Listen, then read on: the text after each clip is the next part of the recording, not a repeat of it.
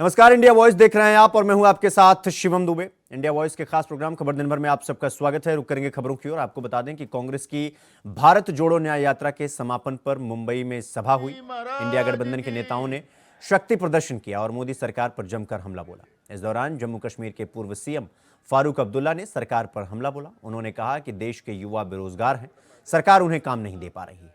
Shivaji park में हो रही रैली में राहुल के अलावा तमिलनाडु के मुख्यमंत्री एम के स्टालिन के अलावा राजद, समाजवादी पार्टी, शिवसेना, उद्धव गुट, एनसीपी, शरद गुट, आम आदमी पार्टी समेत इंडिया ब्लॉक के अन्य पार्टियों के नेता भी मौजूद रहे। इस रैली को विपक्ष का शक्ति प्रदर्शन माना जा रहा है।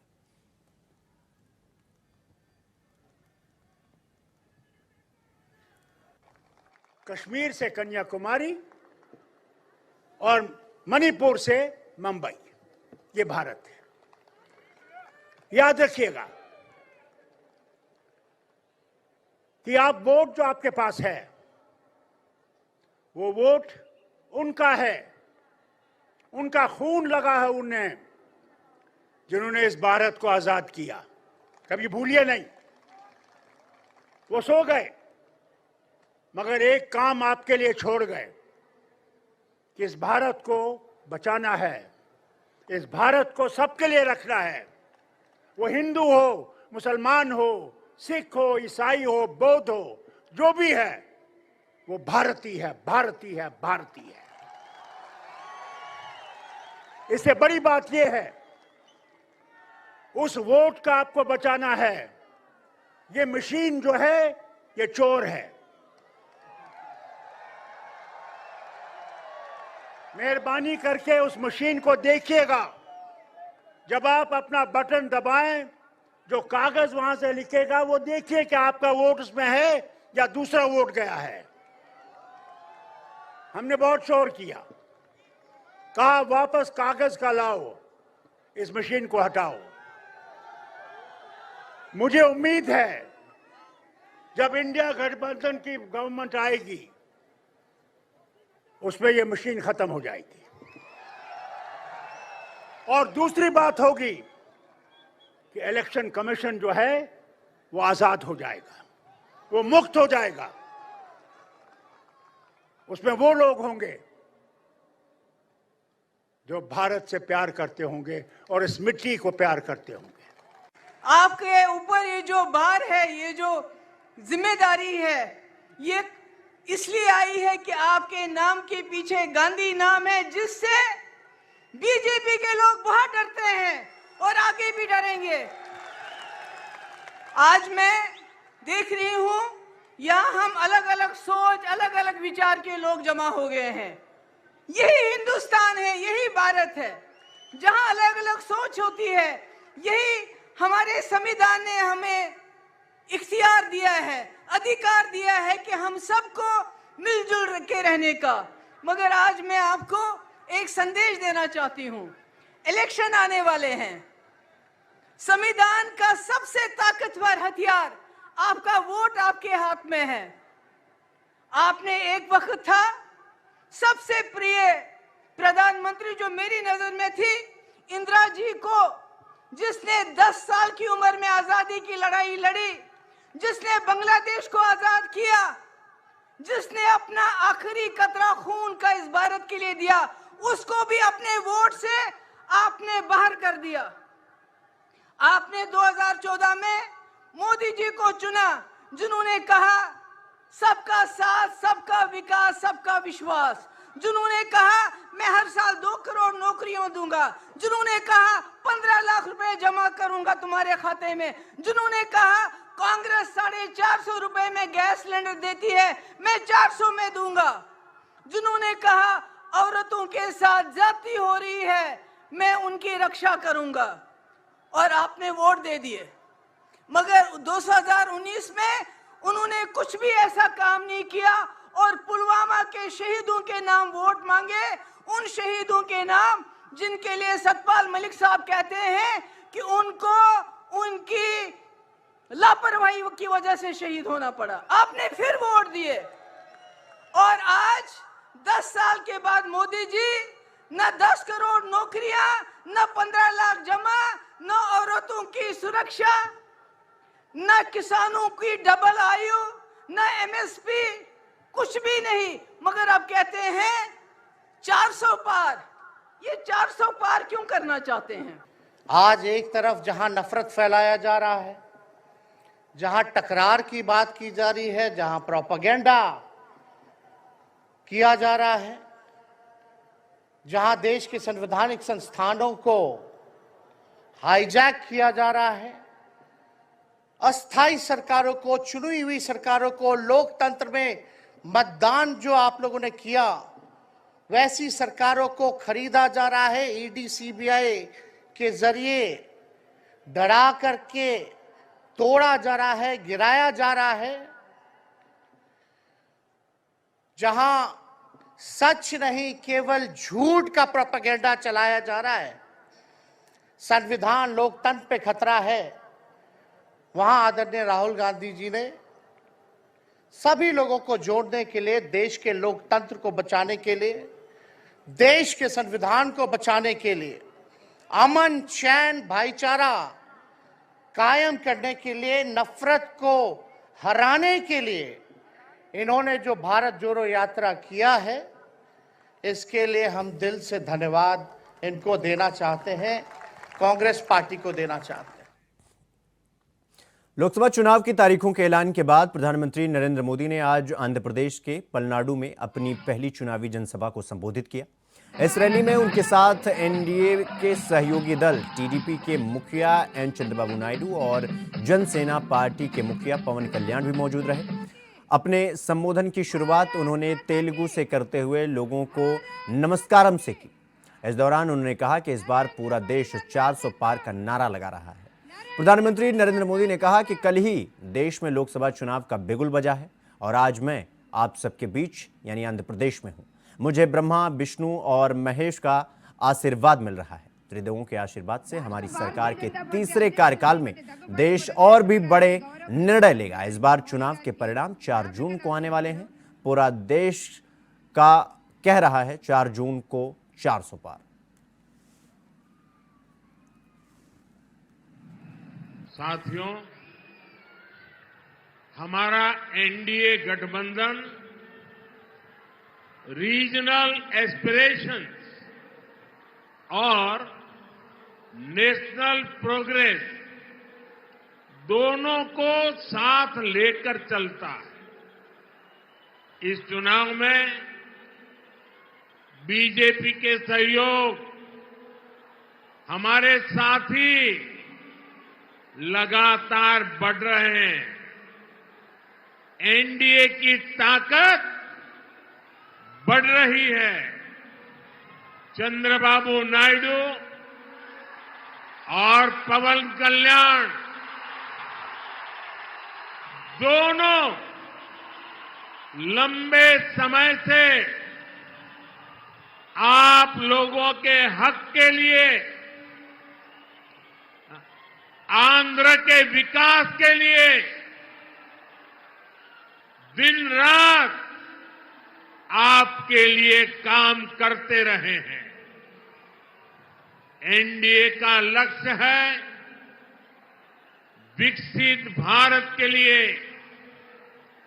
विकसित आंध्र प्रदेश का निर्माण। आंध्र प्रदेश में एनडीए की डबल इंजन सरकार होने से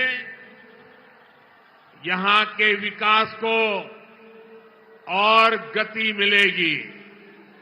एनडीए కూటమి ఏదైతే ఉన్నదో यहां केंद्र सरकार की योजनाएं और बेहतर तरीके से लागू हो, इसके लिए आपको ज्यादा से ज्यादा संख्या में एनडीए के सांसद, एनडीए के विधायक, इनको जिताना है। एनडीए के सभी सांसद, एनडीए के सभी विधायक बहुत सेवा भाव से आपके लिए काम करेंगे, ये मोदी की गारंटी है। केंद्र साथियों, मुझे याद है कि कैसे राम मंदिर के लोकार्पण पर्व के दिन पूरे राज्य में रामलला के फिर घर लौटने का उत्सव मना था। तेलुगु लोग कभी नहीं भूल सकते कि एनटीआर गारू कैसे वो भगवान राम और भगवान कृष्ण के रोल को जीवंत कर देते थे। उन्होंने जीवन भर किसानों और गरीबों के हक की लड़ाई लड़ी थी और इस वजह से उन्हें कांग्रेस के अत्याचारों को भी सहना पड़ा था। कांग्रेस ने हमेशा आंध्र प्रदेश के गौरव का अपमान किया है। ये हमारी सरकार है जिसने हमेशा आंध्र गौरव का सम्मान किया। पिछले वर्ष ही हमारी सरकार ने एनटीआर गारू के शताब्दी वर्ष पर स्मारक सिक्का जारी किया था। कुछ समय पहले ही एनडीए सरकार ने तेलुगु धरती के सपूत पीवी नरसिम्हा राव जी को भारत रत्न दिया। कांग्रेस ने कैसे उनका अपमान किया था, मैं इसके विस्तार में नहीं जाना चाहता, लेकिन ये बीजेपी है, एनडीए है, जो हमेशा पार्टी लाइन से ऊपर उठकर देश के लिए समर्पित नेताओं का सम्मान करती है। आपको बता दें कि मैनपुरी से सांसद डिंपल यादव का बयान सामने आया है, जहां डिंपल यादव ने संजय राउत के बयान पर जवाब दिया है कि बहुत ही महत्वपूर्ण चुनाव होने जा रहा है, जहां हर रोज परत दर परत परतें खुल रही हैं, लोग समझ रहे हैं, लोग जान रहे हैं। अगर सही ढंग से चुनाव हो जाए तो बिना पक्षपात के तो बीजेपी बुरी तरह हार रही है। आपको बता दें कि संजय राउत ने कहा था कि मोदी का परिवार वो है जिन्होंने चुनावी बांड से चंदा लिया है, जिस पर डिंपल यादव ने बयान दिया। बहुत ही महत्वपूर्ण चुनाव होने जा रहा है और हर रोज परत पर परत परतें खुल रही है। लोग समझ रहे हैं, लोग जान रहे हैं और जिस तरह के काम इस सरकार में हुए हैं, कहीं पे सड़क धंसली है, कहीं पे पूरे किसानों की जो मवेशी हैं, जो आवारा पशु हैं, फसल चर दे रहे हैं, यहाँ युवाओं के पास रोजगार नहीं है, तो लोग आक्रोशित हैं। और अगर सही ढंग से चुनाव हो जाए बिना किसी पक्षपात के, तो भाजपा पूरी तरह हारने जा रही है। तो वहीं उत्तराखंड कांग्रेस को बड़ा झटका लगा है। कांग्रेस के चमोली जिले के बद्रीनाथ से विधायक राजेंद्र भंडारी ने कांग्रेस की सदस्यता से इस्तीफा दे दिया है, साथ ही बीजेपी की सदस्यता ग्रहण कर ली है। दिल्ली में राजेंद्र भंडारी ने पीयूष गोयल, सीएम धामी, अनिल बलूनी और दुष्यंत कुमार गौतम की मौजूदगी में पार्टी की सदस्यता ग्रहण की।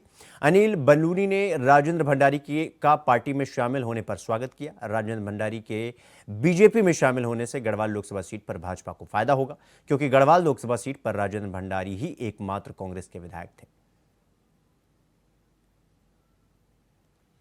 बहुत बहुत स्वागत है राजेंद्र भंडारी जी का, जिन्होंने वर्षों से उत्तराखंड की बद्रीनाथ धाम की सेवा की है। अलग अलग पदों पर रहते हुए उन्होंने जिस प्रकार से अपने कार्यशैली से लोगों का दिल जीता, उससे बार बार 3 बार चुन के आना यही दर्शाता है कि इनकी लोकप्रियता और इनका प्रभाव अपने क्षेत्र में इनके काम के बल पर अभी भी बहुत ही तेज गति से बढ़ रहा है। इसी तरीके से इसी कड़ी में प्रधानमंत्री नरेंद्र मोदी जी ने जिस प्रकार से पूरे देश में विकास का कार्य किया है, एक भ्रष्टाचार मुक्त भारत बनाने का कार्य किया, भारत की विरासत को विकास के साथ जोड़ते हुए फिर एक बार भारत की हम सब की जो धरोहर है उसको संभालने संवारने का काम जो किया है, उससे प्रभावित होके, उससे प्रेरित होके आज माननीय राजेंद्र भंडारी जी भारतीय जनता पार्टी के सदस्य के रूप में जुड़ रहे हैं। मैं आपका तहे दिल से स्वागत करता हूं और उम्मीद करता हूं कि इसी प्रतिबद्धता के साथ, इसी मेहनत के साथ आपका भारतीय जनता पार्टी के भी कार्यकाल में लोगों में वही विकास की भावना से आप सेवा करते रहेंगे। आज बड़ा सुखद अवसर है कि राजेंद्र भंडारी जी, जिनके बारे में अभी अनिल जी ने बताया, एक लंबा उनका राजनीतिक कैरियर है। जिला पंचायत के अध्यक्ष रहे हैं, बहुत सामान्य स्थितियों में उन्होंने काम करना प्रारंभ किया। लगातार 3 बार विधानसभा में और उत्तराखंड सरकार में कैबिनेट मंत्री के दायित्व में भी आपने काम किया है। आज भारतीय जनता पार्टी में शामिल हो रहे हैं। हमारे प्रधानमंत्री जी का जो देश के अंदर, उत्तराखंड के अंदर जो विकास के अनेक काम हुए हैं, और उत्तराखंड में विशेषकर आपके पिछले 10 सालों के अगर कालखंड की बात करें तो जिस क्षेत्र से राजेंद्र जी अभी विधायक थे, वैसे इस्तीफा दे दिया है आज उन्होंने, तो बद्रीनाथ का मास्टर प्लान बनना हो, 4 धाम ऑल वेदर रोडें बननी हो, या उत्तराखंड के एक कोने से दूसरे कोने को जोड़ना हो, वो सारे काम आपके आसपास भी हुए हैं, पूरे उत्तराखंड के लिए भी हुए हैं। केदारनाथ पुनर्निर्माण का काम पूरे देश के लोगों ने देखा है, तेजी से चला है। हेमकुंड साहब भी, चूँकि उसी जनपद में है जहाँ से आप विधायक हैं, वहाँ का रोपवे का काम चल रहा है, केदारनाथ रोपवे का काम चल रहा है, ऋषिकेश कर्णप्रयाग रेल लाइन भी चल रही है।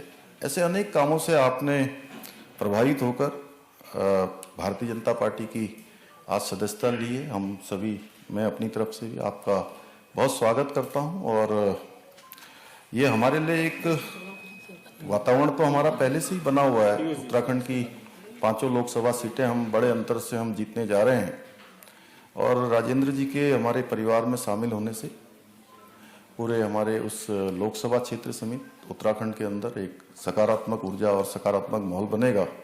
एक बार फिर से मैं आपको बहुत बधाई देता हूं, शुभकामनाएं देता हूं कि आज जो है, आज आप विश्व की सबसे बड़ी पार्टी के सदस्य हुए, हमारे परिवार के अंग बन गए। आपका बहुत बहुत स्वागत, धन्यवाद। प्रधानमंत्री जी के कुशल नेतृत्व में हमने आस्था व्यक्त की है, और जिस तरह से देश को आगे ले जाने का काम कर रहे हैं, हम उनके पद चिन्हों पर करने का काम करेंगे, और निश्चित रूप से भारतीय जनता पार्टी के प्रत्याशियों को जिता करके लाएंगे। नहीं, 14 विधानसभा में प्रत्याशी कांग्रेस, 14 विधानसभा में जो है कुल विधायक थे, 13 उसमें बीजेपी के थे, 1 में कांग्रेस का था। मैंने भी आज त्याग पत्र दे दिया है, और बीजेपी की नीतियों में पूरा विश्वास करता हूं। तो वहीं सांप के जहर की तस्करी के मामले में मशहूर यूट्यूबर एल्विश यादव को रविवार को गिरफ्तार कर लिया गया है। नोएडा पुलिस ने इस मामले में उनको पूछताछ के लिए बुलाया था। उनके खिलाफ पर्याप्त सबूत मिलने के बाद पुलिस ने उन्हें गिरफ्तार करके सूरजपुर कोर्ट में पेश किया है। कोर्ट ने उनको 14 दिन की न्यायिक हिरासत में जेल भेज दिया है। इससे पहले जिला अस्पताल में उनकी मेडिकल जांच कराई गई। पिछले साल इस मामले के खुलासे के बाद नोएडा पुलिस ने यूट्यूबर एल्विश यादव सहित 7 लोगों के खिलाफ केस दर्ज किया था। इसके बाद 5 लोगों की गिरफ्तारी भी हुई थी। इनके नाम राहुल, टीटूनाथ, जयकरण, नारायण और रविनाथ है। इन 5 की गिरफ्तारी बीजेपी नेता मेनका गांधी की एनिमल वेलफेयर संस्था पीएफ की पहल पर हुई थी। इसके बाद एक आरोपी राहुल ने एल्विश यादव की करतूतों के बारे में खुलासा किया।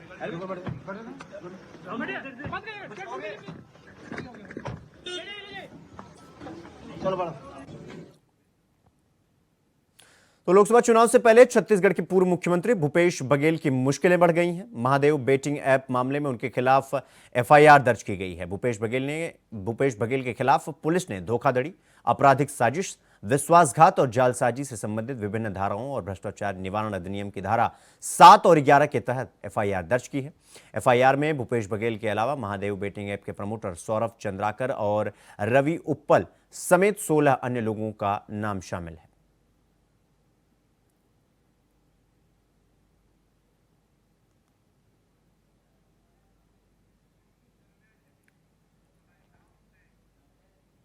तो वहीं बदायूं के जिलाधिकारी मनोज कुमार ने प्रेस कॉन्फ्रेंस की है। आपको बता दें कि लोकसभा चुनाव को लेकर जानकारी दी गई, जहां उन्होंने कहा कि जिले में तीसरे चरण में मतदान होगा, जिसमें 24,09,000 से ज्यादा वोटर मतदान करेंगे, जिसमें महिला वोटर 11,17,000 से ज्यादा, वहीं पुरुष वोटर 12,92,000 से ज्यादा मतदान करेंगे। साथ ही उन्होंने बताया कि जिले में 1720 मतदान केंद्र बनाए गए हैं।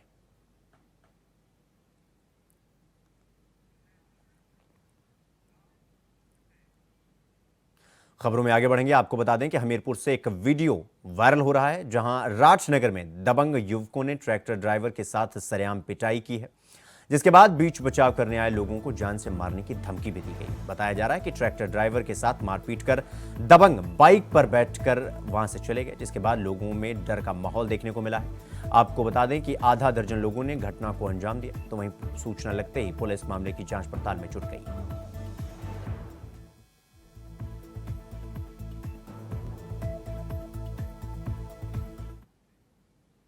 तो मथुरा में रंगोत्सव का आगाज हो गया है, जहां कान्हा को फाग आमंत्रण के लिए बरसाना में निमंत्रण भेजा जाएगा और बरसाना से गोपियां फाग निमंत्रण लेकर नंदगांव जाएंगी। आपको बता दें कि निमंत्रण की स्वीकृति के बाद बरसाना में लड्डुओं की होली होगी, जहां कई टन लड्डुओं की बरसात लाखों श्रद्धालुओं के ऊपर की जाएगी। इसके लिए प्रशासन ने सुरक्षा व्यवस्था के चाक चौबंद इंतजाम किए हैं। बताया जा रहा है कि लाखों श्रद्धालुओं का सैलाब बरसाना में देखने को मिल रहा है।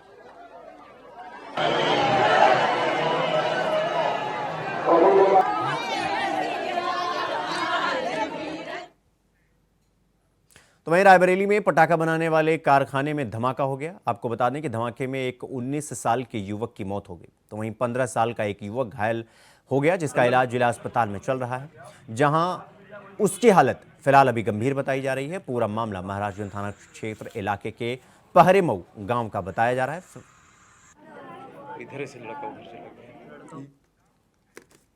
खबर दिन भर में फिलहाल अभी के लिए बस इतना ही। देश दुनिया की तमाम बड़ी खबरों को देखने के लिए देखते रहिए इंडिया वॉइस। नमस्कार।